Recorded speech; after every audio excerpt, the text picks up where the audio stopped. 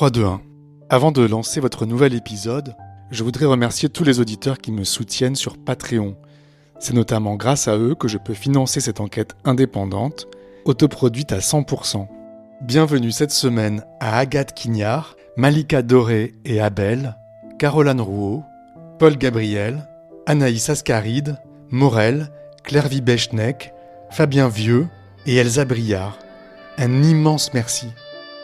Et maintenant, retournons à notre terrible affaire. Cerno, le retour, épisode 27. C'est reparti pour de nouvelles aventures. J'espère que vous allez bien depuis tout ce temps. Moi, je me suis un peu reposé. Je reprends mon anti-enquête. Alors voilà, je suis dans le 17e arrondissement, vers Guy Môquet, dans un square. Et c'est un grand jour pour moi parce que j'ai enfin rendez-vous avec Anne-Marie. C'est la dame qui a connu Paulin dans les années 80, parce qu'elle le ramenait d'une boîte à la mode qui s'appelait le Rocambole, tous les dimanches soirs dans sa voiture. Et c'est grâce à une certaine Claire, la copine de bureau d'un auditeur, que j'ai pu entrer en contact avec elle. C'est assez tranquille dans le square. Comme il fait froid, il n'y a quasiment personne. J'arrive devant chez Anne-Marie. Et c'est la première fois que je vais rencontrer quelqu'un qui a connu Paulin. Oui. Bonjour Anne-Marie, c'est Julien. Oui, je vous ouvre. Je fais un podcast. Non. Il y a eu à une époque toute une série de meurtres. Crime presque de masse. Je trouve que ça dérange. Ne laissez pas traîner vos grands-mères, ne laissez pas traîner vos grands-mères. Depuis octobre 84, toutes les polices de Paris étaient à ses trousses. Thierry qui tuait les vieilles dames. Ah, ok. 11 vieilles dames assassinées et toujours la même méthode. L'autopsie révélera qu'elle a toutes les côtes du côté droit brisées. C'est peut-être bien la mort. Il filait ses victimes jusque chez elles, il les torturait pour leur faire avouer où elles avaient caché leurs économies, et puis il les tuait.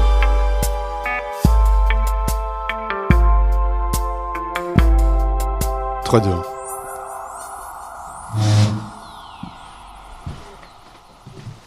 Bonjour. Bonjour. J'ai déjà branché mon micro. Ah, Ça vous embête pas? non, moi j'ai la radio qui fonctionne, on va l'éteindre. Merci de m'accueillir. Je vous en prie, je sais pas ce que vous a dit Claire, mais moi je l'ai pas beaucoup connu, Paulin. On le ramenait du Rocambole, c'est à peu près tout, hein. On peut éteindre la radio? Ah ouais, bien sûr. Vous n'êtes pas allergique aux chats au moins? Ah, j'adore les chats. D'accord, donc. J'en ai un. D'accord. Vous voulez boire quelque chose? Un café? Volontiers. Alors, une tasse. Alors, vous êtes en train de déménager? Oui. Enfin, je suis en train de chercher un appartement surtout. Vous allez où? À Marseille. Pourquoi Marseille?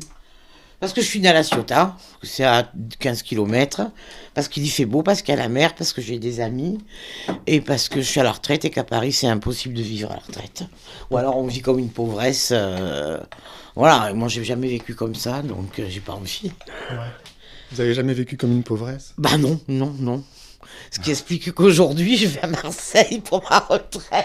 Peut-être que si j'avais vécu plus sobrement, mais je regrette rien, hein, alors là non. Hein. J'ai trop profité de Paris, je me suis trop éclatée. Ah oui, je suis arrivée en 82. Oh, ça fait quand même quelques années. 36 ans.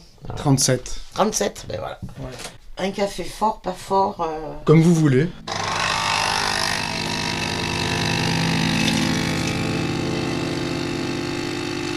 Poule. Je vous laisse imaginer la tête que j'ai fait quand j'ai vu sa photo sur le journal. Ça fait drôle quand même. Surtout que sur le journal, je me souviens, c'était même pas moi qui lisais le journal. C'était une nana et qui, à côté de moi, là, au bureau, et on aurait dit un bandit. On aurait dit le bandit, quoi, là. Franchement, c'est pas la tête qu'il avait, quoi. Il avait la tête de monsieur tout le monde. Il n'avait pas des yeux de sanguinaire. Il était plutôt souriant, timide, c'est vrai. Il parlait pas beaucoup, ça c'est vrai. Bon, voilà, il nous connaissait pas plus que ça. Et nous, on ramenait de Villecrène, en fait. Moi, j'habitais à côté de la mairie du 18e. Et lui, on l'a déposé vers Place Clichy, par là. Je sais pas où il habitait exactement. Franchement, on l'a jamais déposé devant chez lui. Un sucre. Non, merci. Mais voilà, on le déposait parce qu'il n'avait pas de voiture et que Villecrène, c'est juste le trou du cul du monde. C'est où ça? C'est dans Dans le Val-de-Marne. D'accord. Alors, si on reprend depuis le début, Ouais. donc vous êtes arrivé à Paris en 82, Ouais, c'est ça. et donc vous alliez dans une discothèque. Une fois par semaine et que celle-là. Moi, j'arrivais de province, j'avais presque 30 ans, puisque je suis née, 30 ans d'ailleurs. J'ai fêté mes 30 ans à Paris. Mais en province, quand on sort, on va en discothèque. Donc moi, une discothèque, je n'avais jusque-là. Et en revanche, mon compagnon, lui était parisien, je l'avais connu dans le Midi en vacances. Et il allait dans une discothèque de travestis qui était à l'époque, si je me trompe pas, sur les quais de la Mégisserie, et qui avait déménagé donc à Villecrène. Ça s'appelait le Rocambole. Et il y avait un spectacle travesti, point barre, il n'y avait pas plus de pays. Il y avait des homosexuels comme partout. Enfin bon, c'était quand même le début du sida, donc c'était quand même une époque un peu craignos où il y avait la grosse vague de morts des homosexuels était déjà on était en plein dedans. Ouais. Donc voilà, et on y allait le dimanche. Je ne sais pas pourquoi, mais on y allait le dimanche. Et ça vous plaisait, vous? Ah, moi ça m'amusait, ça m'éclatait. D'abord le patron c'était un vieux Corse, je crois, qui était juste hallucinant, à moitié dingue, mais hallucinant. Gros Corse qui avait une grosse voix et qui avait toujours une connerie à vous raconter. Moi, j'étais de Marseille, donc il s'imaginait que je connaissais toute la pègre marseillaise de ce qui était faux. Mais c'est tout, il était juste, voilà, il me branchait sur Guérini parce que j'avais connu Guérini un jour, j'avais déjeuné avec Guérini chez Defer, vous voyez, le genre de choses, que, bon, voilà. C'était qui, Guérini? C'était un patron de la mafia marseillaise. D'accord.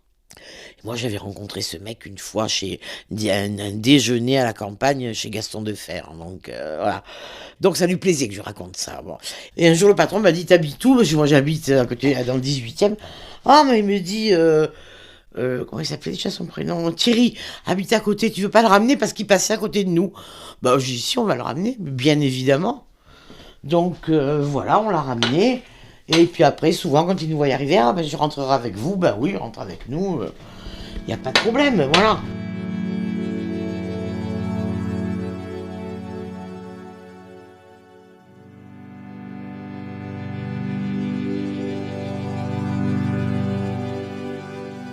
C'était une boîte qui était assez mythique, j'ai l'impression, dans les années 80, cette boîte, le Rocambole. J'arrivais à Paris. D'après Didier, oui, qui était parisien, oui. Didier, c'était votre compagnon. Oui. Le lieu était beau, il y avait une ancienne salle de restaurant, c'était grand, il y avait des spectacles sympas, il y avait 2 ou 3 salles. Il y avait la salle où il y avait le spectacle, qui était immense, il y avait une autre salle qui était une salle de restaurant, voilà, où on pouvait donc boire des coups assis, ce qui est rare et plutôt agréable à 3h du mat quand on a 3 grammes dans le... Hein. Non mais c'est vrai, faut voir, c'était quand même cette époque-là. Quand même. Enfin, bon, j'ai toujours bu, donc... Aujourd'hui aussi. Non, pas aujourd'hui, mais je veux dire, mais voilà, samedi, je suis sorti, j'ai bu une bouteille de champagne. Et bon, ça a toujours été ma vie, ça.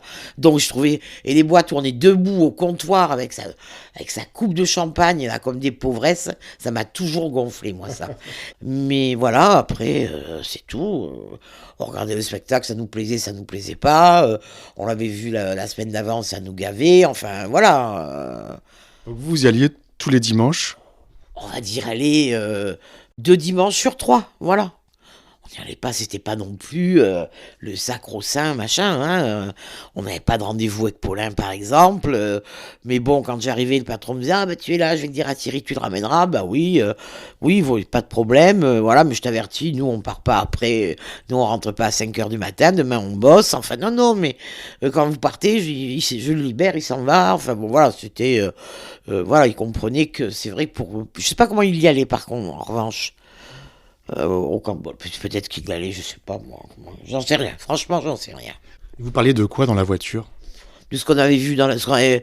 Alors il était fatigué sûrement quand on le ramenait, parce qu'il avait ou dansé, ou travaillé, ou servi toute la nuit. Bon, j'imagine qu'il devait être juste très fatigué.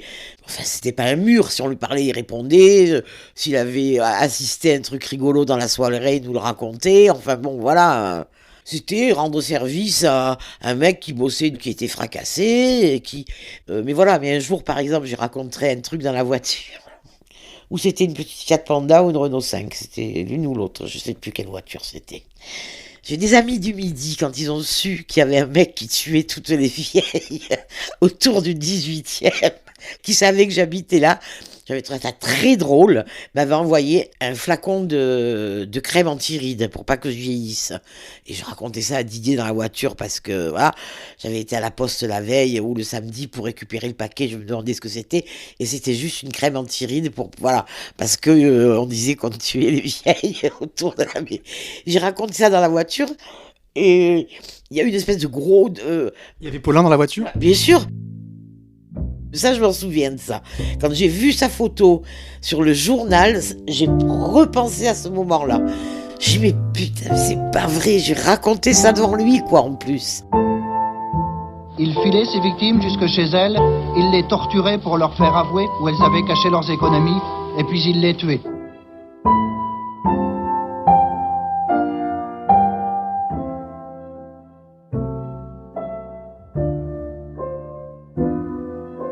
Donc voilà, on l'a ramené plusieurs fois, on l'a déposé parce que... Une fois, je l'ai vu, effectivement, à côté de la mairie du 18e. Il y avait un tabac à l'époque, à l'angle de la rue Duc ou de la rue je sais plus quoi. Et je suis rentrée au tabac et c'est lui qui m'a fait signe en sortant. Ah, j'ai dit, ben, qu'est-ce que tu fais là? Ben, il me dit, rien. Il me dit, tu bois un café avec moi? Je dis, non, je te remercie. Voilà, je vais fumer une cigarette avec toi parce que j'étais en panne de cigarette, donc je suis contente de fumer la première. J'ai fumé une cigarette avec lui, je suis pas restée. Et à cette époque-là, déjà, rue du Poteau, c'était farci de flics. Il y en avait de partout, des flics en civil. Je veux dire. Mais bon, il était là, effectivement, en terrasse, il buvait un café. Quand on regarde la mairie, là, à gauche, un bistrot, un grand bistrot. Est-ce que vous pouvez dater le moment où vous l'avez rencontré, Thierry Paulin? Non. C'était non, vraiment non. Non, je vous dirais Non, j'inventerais. C'était pendant la vague de meurtres? Ça a commencé en... Voulez-vous que je sache? Et ouais, c'est ça. Bon, il n'y a pas marqué meurtrier sur son front. Ben ouais. Peut-être que c'était... Peut-être... C'est possible. C'est possible. La fois où il était en terrasse à la mairie du 18e, il faisait pas du tricot. Hein. Et j'ai pas bu un café, j'ai fumé une clope avec lui. Je suis sûre qu'il était en train de guetter des vieilles, j'imagine. Qu'est-ce qu'il foutait là? Il habitait pas là. Il a commencé à tuer en novembre 84. Ça a duré quelques temps, après il s'est arrêté et il a continué en 87. Ah non, alors moi c'est la première vague, moi.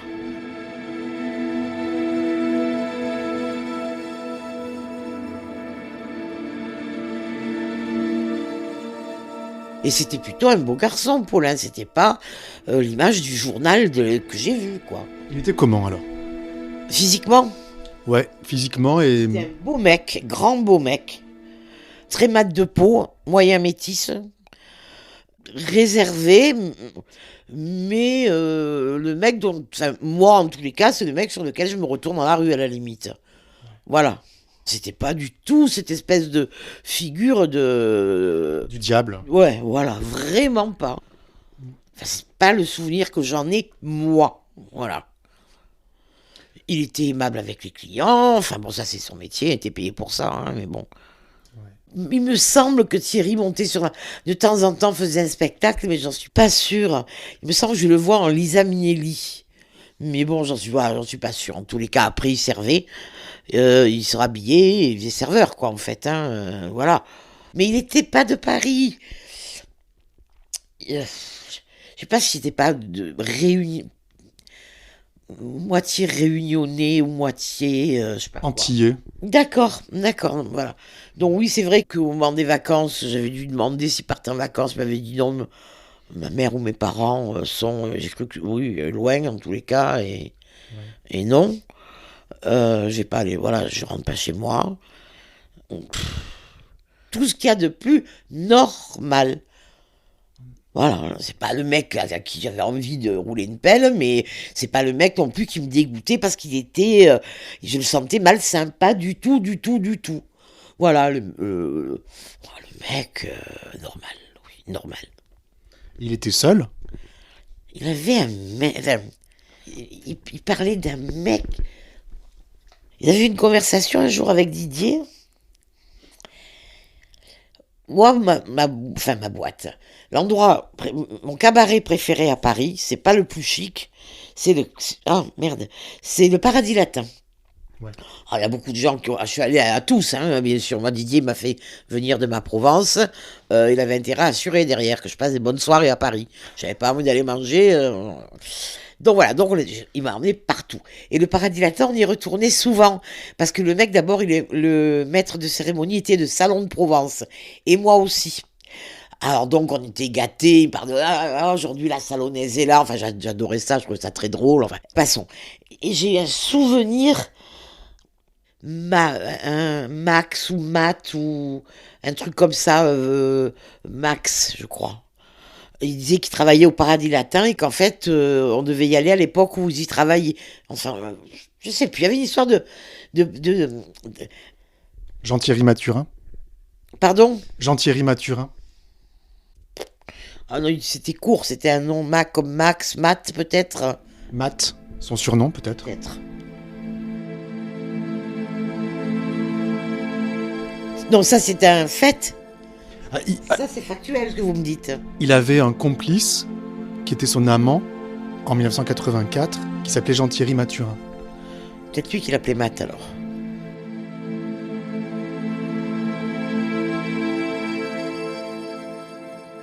C'est vrai que j'ai beaucoup réfléchi depuis que vous m'avez appelé, mais bon, c'est loin. C'était des soirées bien arrosées. On n'imprime pas tout quand même. Faut être honnête, même à 30 ans, quand on a bu une bouteille de chambre, on imprime moins que quand on a bu 3 Mentalo quand même. Faut être réaliste.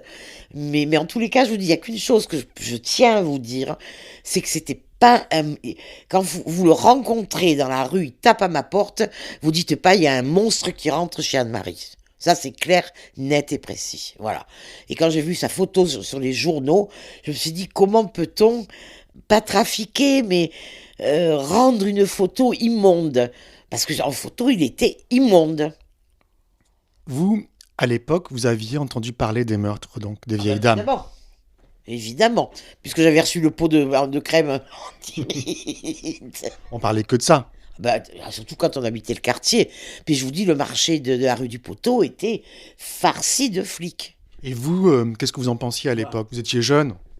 J'étais jeune, oui, enfin je m'en foutais pas, je trouvais pas ça drôle qu'on trucide des vieilles, franchement, je trouvais ça, navrant, mais moi j'arrivais à Paris, donc je me disais, à Paris c'est une ville, tout le monde m'avait dit que c'est une ville dangereuse, voilà, on y est, à Paris on tue les vieux, voilà. Vous voyez, vous comprenez ce que je veux dire, c'était nouveau pour moi j'arrivais à Paris. Et du coup, quand vous découvrez la photo, donc c'était au bureau, c'est ça? J'étais au bureau un matin, j'arrive au bureau, et c'était dans le Parisien, je crois. J'ai vu la photo, mais je l'ai regardée à 3 fois quand même. Et puis il y avait le nom. Et donc, qu'est-ce que ça vous a fait intérieurement quand vous l'avez reconnu? Je sais pas si on réalise qu'on est resté dans une bagnole pendant 3 quarts d'heure presque, souvent. Non, je sais pas, ça m'a... Ça a dû me pétrifier, mais voilà quoi. Comme ça m'a pétrifié quand j'ai entendu qu'il était mort en prison. Je me dis, on doit pas mourir en prison, on doit mourir dans un lit d'hôpital, quoi, avec des draps propres et voilà. J'ai l'impression que ça vous a fait de la peine pour lui. Il avait pas l'air heureux, c'était pas... il était plutôt introverti. Donc, nous, on était très extravertis, on disait que des conneries, on rigolait. C'était vraiment... il était le contraire de ce que nous, on pouvait être, en tous les cas. Donc, ça m'a pas fait de la peine. On peut pas avoir de la peine pour un mec qui met je sais pas comment il est tué, mais avec des sacs plastiques, avec des coups de je sais pas quoi, de couteau, ou je sais pas quoi. Mais bon, on peut pas avoir de la peine qu'il soit arrêté. On se dit, ouf. Ouais, du coup, ça veut dire que vous avez vu un tout autre aspect de tout ce qu'on a pu raconter sur lui et... Non, j'ai vu tout un autre aspect de l'être humain en général. Ouais. En me disant, voilà, mais oui, c'est comme ça. À 30 balais, j'étais pas très en avance. Oui, effectivement, c'est pas marqué sur le front. Je suis un sale mec et je suis capable de tuer n'importe quoi. Voilà. Voilà ce que j'ai pensé. Ça m'a fait réaliser qu'une tête de tueur, c'est pas la tête qu'on voit dans les journaux. Ça, c'est sûr. En quelle année il est mort ? En 89, du sida. Oui. Didier était 80, il est mort en 93. Il était déjà malade, donc oui, voilà. Je pouvais pas rester insensible à ça, voilà, parce que oui, je sais pas comment c'est quand on meurt en prison, mais ça doit pas être très, je sais pas très confort. Je sais pas, moi j'en sais rien. Je suis pas encore allé en prison. Peut-être que vous allez me faire devenir une complice de Paulin, que dans un an, je penserai à vous en de prison. Ouais, c'est ce que j'allais dire. Pourtant, vous avez fréquenté des serial killers. Ouais. Et Didier est mort de maladie aussi. D'accord. La même. D'accord. Voilà. Ok. C'est comme ça.